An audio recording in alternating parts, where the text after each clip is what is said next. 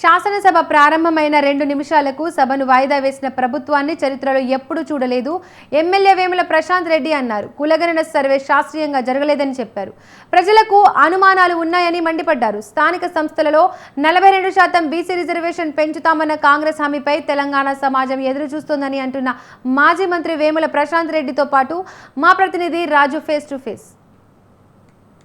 సమావేశమైంది. అయితే కీలకమైనటువంటి అంశాలు సభలో చర్చకు పెట్టేటటువంటి అంశానికి సంబంధించి బీసీ కులగణన రిపోర్టును సభ ముందు పెట్టేటటువంటి అంశం కావచ్చు, వాటితో పాటుగానే ఎస్సీ వర్గీకరణకు సంబంధించి కూడా ఇవాళ సుదీర్ఘ చర్చ జరుగుతుందని అన్ని పార్టీల ఎమ్మెల్యేలు భావించారు. అయితే ప్రస్తుతం ఇదే అంశానికి సంబంధించి మనతో మాట్లాడడానికి వేముల ప్రశాంత్ రెడ్డి గారు ఉన్నారు. సార్, ఎట్లా చూస్తారు? సభ ప్రారంభమైన 2 నిమిషాలకి మధ్యాహ్నానికి వాయిదా పడింది. అది చాలా విచిత్రం, ఆశ్చర్యకరం. అది ఎవరు కూడా ఊహించలేదు. ఇట్లా ఎప్పుడు కూడా జరగలే. ఉమ్మడి ఆంధ్రప్రదేశ్ అసెంబ్లీలో జరగలేదు, తెలంగాణ రాష్ట్ర శాసనసభలో కూడా జరగలేదు. సభ ప్రారంభమై ఎటువంటి డిస్టర్బెన్స్ లేకుండా ఎవరు కూడా ఏమనుకున్నా గానీ వాళ్ళే ప్రభుత్వం సైడ్ నుంచి ప్రపోజల్ పెట్టడం, స్పీకర్ గారు 2 నిమిషాల్లో 1 నిమిషంలో వాయిదా చేసి వెళ్ళిపోవడం అనేది చాలా దురదృష్టం. ఇది 119 మంది ఎమ్మెల్యేలని ఇది అవమానపరచడమే. ఎందుకంటే 11 గంటలకు వాళ్ళే పిలిచినారు, షెడ్యూల్ వాళ్ళే చేసినారు. మరి అప్పుడే చూసుకునేది ఉండే 10 గంటల కేబినెట్ మీటింగ్ ఉంది, ఇంపార్టెంట్ ఇష్యూస్ ఉన్నాయి. మరి ఇంపార్టెంట్ ఇష్యూస్ మీద ఎట్లా మాట్లాడాలి, ఎంత టైం పడుతుంది అని ఆలోచించుకునేది ఉండేవాళ్ళు. అదేం లేకుండా 10 గంటల క్యాబినెట్ 11 గంటలకు శాసనసభ పెట్టేసి మమ అనిపించుకుందాం అనుకున్నారా, ఏమనుకున్నారో అర్థం కాలేదు. మరి ఏదైనా వాళ్ళ అవగాహన లోపం, అట్లాగే వాళ్ళ యొక్క నియంత్రిత వైఖరి. మేము ఎట్లా చెప్తే అట్లా నడుస్తుందిలే, ఈ రాష్ట్రమే మేము ఎట్లా నడుస్తా ఉంది, శాసనసభ ఎంత లెక్క, శాసనసభ కూడా ఎట్లా చెప్తే అట్లా నడవాలా అన్న ప్రభుత్వం యొక్క నియంత్రిత వైఖరి వల్లే జరిగిందని భావిస్తా ఉన్నాం. దీన్ని మేము తీవ్రంగా ఖండిస్తా ఉన్నాం. స్పీకర్ గారి డొమైన్ లో ఉన్నటువంటి విషయం అయినా సరే యూజువల్ గా ప్రొసీజర్ ఏంటంటే ప్రభుత్వం ఒకవేళ టైం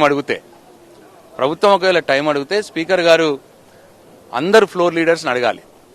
అన్ని పార్టీల ఫ్లోర్ లీడర్స్ ని ఇట్లా ప్రభుత్వం టైం అడుగుతా ఉన్నది, మరి 1 గంటనా 2 గంటల బ్రేక్ ఇద్దామా, మీ అభిప్రాయం ఏంది అని అడగాలి. అప్పుడు ఫ్లోర్ లీడర్స్ అభిప్రాయం చెప్పిన తర్వాత స్పీకర్ గారు నిర్ణయం తీసుకోవాలి. యూజువల్లీ జరగాలి. ఇది ఏమీ జరగలేదు, 1 నిమిషంలో అర్జెంట్ చేసి వెళ్ళిపోయినారు. ఇది చాలా అవమానకరం.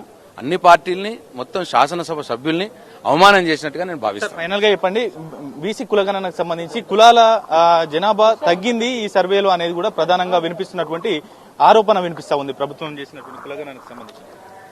సర్వత్రా ఇదే అభిప్రాయం వ్యక్తమవుతా ఉన్నది. బీసీ సంఘాలు కావచ్చు, పేపర్లు కావచ్చు, టీవీలు కావచ్చు, గత 3-4 రోజుల నుంచి ఇదే అభిప్రాయం చెప్తా ఉన్నది. కులగణన, బీసీ కులగణన పూర్తిగా జరగలేదు, అది అసంతృప్తిగా ఉంది, సంపూర్ణంగా లేదు అన్న మాట వినిపిస్తా ఉన్నది.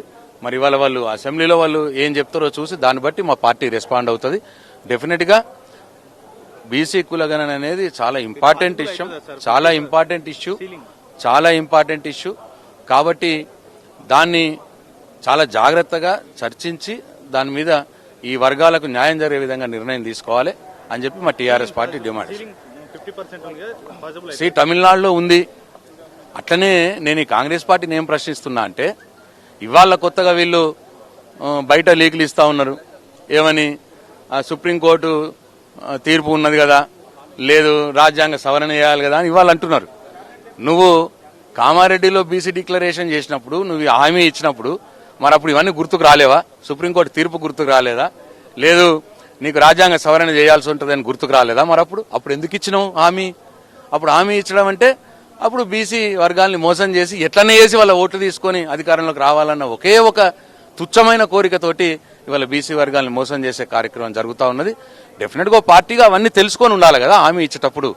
అదే మా ప్రశ్న. ఇది ఓవరాల్ గా వేముల ప్రశాంత్ రెడ్డి గారు చెప్తున్నటువంటి ప్రధానంగా ఇవాళ శాసనసభ ప్రారంభమైనటువంటి 2 నిమిషాలకే వాయిదా వేయడం కూడా ఇది చరిత్రలో, శాసనసభ చరిత్రలో కూడా మునుపెన్నడూ జరగనటువంటి పరిస్థితి. ఇది ఒక 119 మంది ఎమ్మెల్యేలను అగౌరవపరచడమే అంటూ కూడా ఆయన కామెంట్ చేస్తున్నటువంటి పరిస్థితి ఉంది. కెమెరా పర్సన్ శ్రీనివాస్తో రాజు, స్వతంత్ర టీవీ, హైదరాబాద్.